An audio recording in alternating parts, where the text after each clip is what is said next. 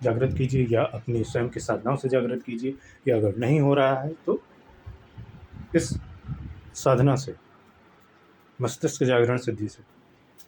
इसके शास्त्रों में अलग अलग नाम, अलग अलग समय में इस विद्या के अलग अलग नाम होंगे। त्रेता युग में इसका दूसरा नाम था, द्वापर में अलग नाम था, 500 साल पहले दूसरा नाम था। पर मैंने बहुत ही वो शब्द उठाए आपके लिए जो आपके समझ में आए। संस्कृत का नाम दे देता तो पहले तो आप यही चीज़ समझने में लग जाते कि इसका हिंदी अर्थ क्या है, तो वो चीज़ मैंने आपको दी, वो ज्ञान आपके सामने रखा। अगर आप हैं साधक हैं तो भी ये साधना आप उठा सकते हैं, तो भी ये साधना आप चुन सकते हैं, कर सकते हैं।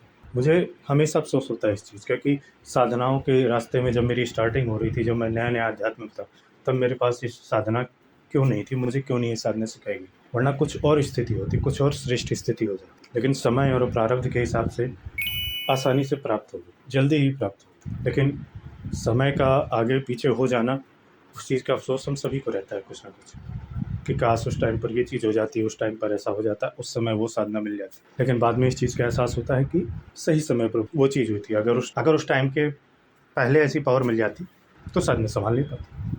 तो इस साधना को प्राप्त कीजिए, इस शक्ति को प्राप्त कीजिए।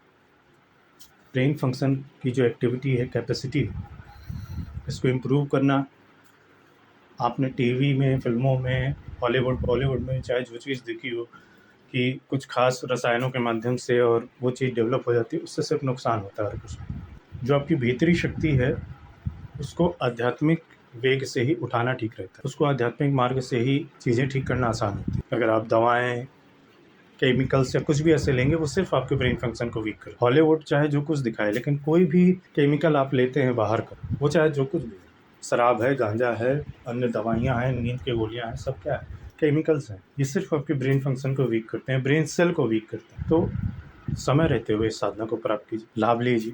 जो कुछ अभी तक के जीवन में आपको नहीं प्राप्त हो पाया उसे अब प्राप्त कीजिए। अभी भी समय है, अभी भी देर नहीं हुई है, अभी भी सारी चीज़ें आपके हाथ से नहीं फिसली। ठीक है।